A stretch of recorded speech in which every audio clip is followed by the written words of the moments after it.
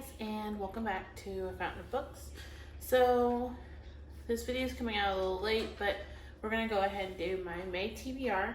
I've already finished 2 books in May. I finished The Blood Promise by Michelle Mead, and I finished Salem's Lot by Stephen King.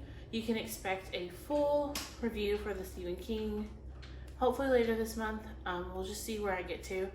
But today we're going to talk about my March haul, or March. I'm stuck with that month.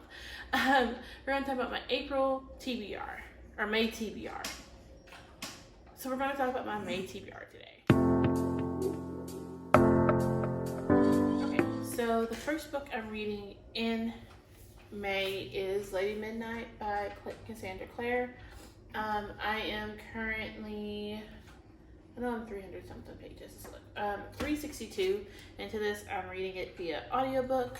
I am loving it thus far. Emma and Jules, I'm picking up on some feelings there. I'm interested to see where she takes it, so yeah, I'm definitely going to get that one done because I've already started on audiobook.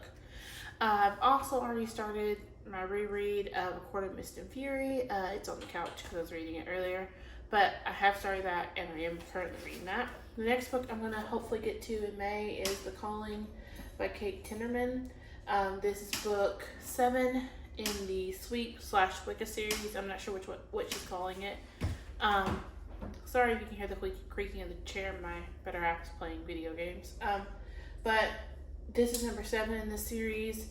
If you've not heard me talk about this series before, it's all about Morgan, who is just your normal teenager until her a new guy comes to school named Cal, and he starts teaching them about Wicca and everything that goes into Wicca, and her life kind of gets turned upside down because of that.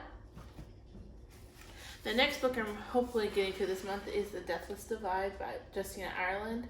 This is one of my most anticipated 2020 releases. It is the sequel to Dread Nation, which if you haven't read Dread Nation, it's all about Jane, who lives in the, I'm so sorry, the dog found a toy. Jane, who, and now she's trying to play. Jane, who lives in the Civil War era. What happens is the Civil War is happening in Gettysburg. And so the Civil War is happening and Gettysburg happens. And then once Gettysburg is over, the two sides go back to respective camps, and then the dead rise up and eat the other half of the soldiers.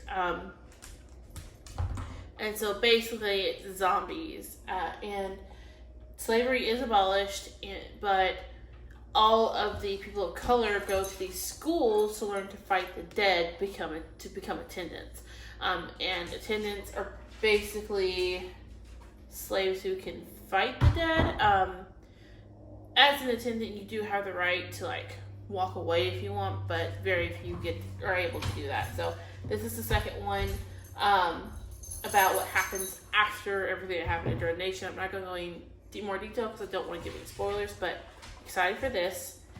The next one on my TBR is also a sequel. It's a month of sequels for me. This is Children of Virtue and Vengeance by Tommy Adnemi. Actually, this was not one of my 2020 big releases because I had not read. Excuse the dog. Hi, honey. Can I help you? Hi, sweetness. What are you doing, mommy? Yeah, mommy's filming. Thank you for the lovings. Can you go get your toy? Can you lay down? Either one's acceptable. Okay. Nope, we're not gonna do anything. We're gonna stay in the video. Cool. So this wasn't on my 2020 releases I was super excited about because I had not read the first one, which is of Children of Blood and Bone. Earlier in April, I read Children of Blood and Bone. Absolutely loved it. One of my favorites of the month. Actually, it's my favorite out of this third of the year. I'm doing a spread for that, which hopefully will be another video. Anyways, it was so good. And so as soon as I finished Children of Blood and Bone, I had to order this one. Now that one was like a 600-page book, and I was hoping this one would be too, but this one was only like 400 pages. So come on. I think I talked about this in my weekly vlog. Yeah, it's 403. Or 404, excuse me.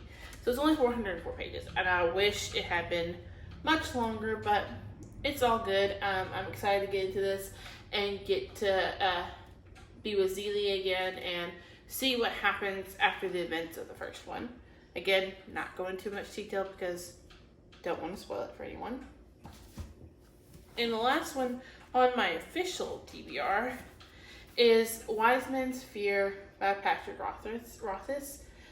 This is the second one in the King's Killer Chronicle. It is the second one to The Name of the Wind, and she's a big floppy paperback, which I'm excited about. I'm excited, and I'll take this and like, I'm just so excited. This one though is a chunker. It is, I remember it being, I believe it's over. No, right at. It is 1,000 pages, and like, I was showing my better half. So all of that is story. This is just the front part. All of that is story. There's no end pages or anything. It goes right to the epilogue. So I am so excited to get into this. If you've not heard of this series, I'm actually a little late to reading this. This is all about Koth. I hope I'm saying that right. Koth, who is an acclaimed, he's almost a myth at this point when you get to the first book. And he's a myth in the town, and no one really knows if he still exists. No one knows if he's still alive. And the first book throws you into, you meet a tavern owner who is fighting like these supernatural creatures, and you're not sure what's going on. Within the first like 60 pages, you find out that the tavern owner is Koth, and that there's a chronicler wanting him to tell his story. He agrees to do it, but tells the chronicler it's going to take me 3 days. I'm sorry, I don't know what that was. It's going to take 3 days, and you have to sit here for all 3 days. We're going to start tomorrow. I'm going to tell you my story in these 3 days. And so he has a lot of stipulations about this or whatever. The chronicler agrees to all of the stipulations that he puts, and they start the story. Book 1, I did not know going into it. I actually just picked it up on a whim and then just read. I couldn't put it down. I found out book 1 was only day 1, which was a little discouraging because it's, again, another tome of 1,000 pages. And now we're getting to book 2. Book 1 covered him from like birth till, I would say like 13, 14. He's not very old during day 1, and now day 2, I'm not sure even what it covers, to be honest. But I'm so excited to get into it and just see where this goes, where he takes the story. I know we're still waiting on book 3, so I've been putting it off. I had told myself that I'll pick this up when I finish all the books about TBR, which hasn't happened, and so I just want to get to it, so I am. There is actually going to be one more book on my TBR, and that is my drawer pick for the month. This is a mug I got out of my Mad Bookery box, which I will link that box below. I'm not sure where the mug come from. I got the card and everything, but I can't remember off the top of my head where the mug came from, but I did get this mug out of that box, and so I'm gonna draw, shake it around a little bit, my 21 for 2021 pick. My last one was All the Stars We Cannot See, and I ended up DNFing it. It's still on my shelves because I am interested in it. It's just I was not in the mood for it, and the way it was formatting, I could tell it was going to put me in a slump, so I didn't read it. So I should put it back in here, but I just haven't. And the one oh, I'm interested in this one. So the one I picked was The Wicked Lovely by Melissa Marr. So give me 1 second, they're above me, so I'm gonna pull that down so I can show it to you. Okay, I'm back and I have Wicked Lovely by Melissa Marr. This is another fairy book, which I'm super excited because if you didn't know, Lady Midnight deals with fairies heavily. Aquarius and Fury is fairies. And I just finished Salem's Lot by Stephen King, which was vampires. So for some reason I'm in a paranormal mood, so we're just gonna keep that going. The back just says rule number 3, don't stare at the invisible fairies. Rule number 2, don't speak to the invisible fairies. Rule number 1, don't ever attract their attention.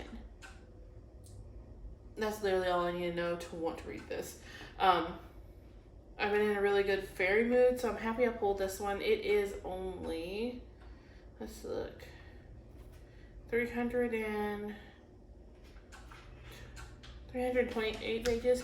So I'm probably gonna move this up pretty far on my TBR because it is already like the 12th of May. So this will probably be very far up. This one and the other really tiny one I have, I'll probably get to those next after A Court of Mist and Fury. Yeah, that's my TBR. I will say that A Court of Mist and Fury, even though I'm rereading it, I may put it down for a little while and come back to it because it is a reread, and I'm at the part right now where, if you've read it, I'm at the part where she leaves one court and is taking to the other one and is trying to like do what she needs to do, and so I'm enjoying it. I'm enjoying like meeting them again for the first time and stuff. So I'm super excited about that. Now, I will say, if you've never read A Court of Mist or A Court of Thorn and Roses, I highly suggest it. It can be a standalone. If you wanted to, you could totally read it and walk away and be fine. Yeah. So if you wanted to read a court, if you're always wanting to read A Court of Thorn and Roses, but aren't a series person, you're like, here's 3 books and a novella, and she's coming out with more, you can read the first one and it be a standalone and be okay. Now, that's not saying that you'll want that second one when you get there, but you can read it by itself. But yeah, that's all I have for you today, and I hope you'll have a great rest of your night. Bye guys, I'll see you in my next video.